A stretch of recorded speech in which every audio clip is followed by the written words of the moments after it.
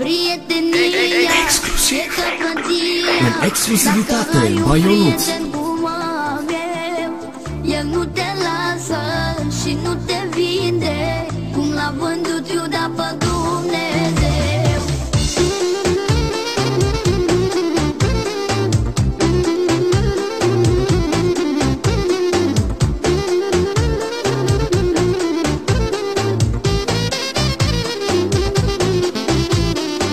Prieten bun la nevoie se cunoaște, atunci poți să vezi dacă ține aproape.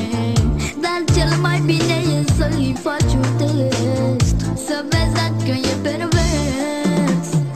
Un prieten bun la nevoie se cunoaște, atunci poți să vezi dacă ține aproape. Dar cel mai bine e să-i faci un test, să vezi dacă e pervers.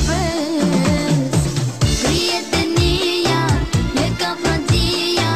Dacă ai un prieten cum am eu, el nu te lasă și nu te vinde, cum l-a vândut Iuda pe Dumnezeu.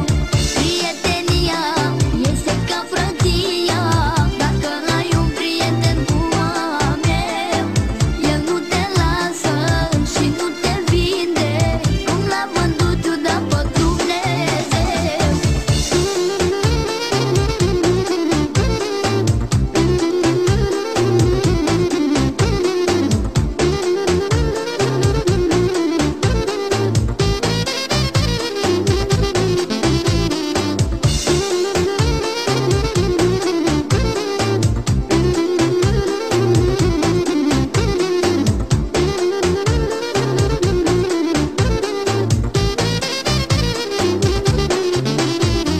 Prietenii vechi să nu uită niciodată, pe prietenul că lumea este hoață.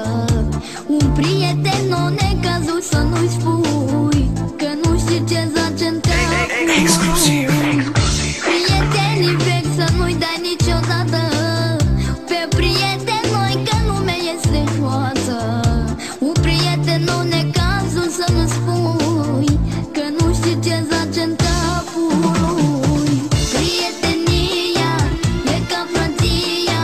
Dacă ai un prieten cum am eu, el nu te lasă și nu te vinde, cum l-a vândut Iuda pe Dumnezeu. Prietenia este ca frăția. Dacă ai un prieten cum am eu, el nu te lasă și nu te vinde, cum l-a vândut Iuda pe Dumnezeu.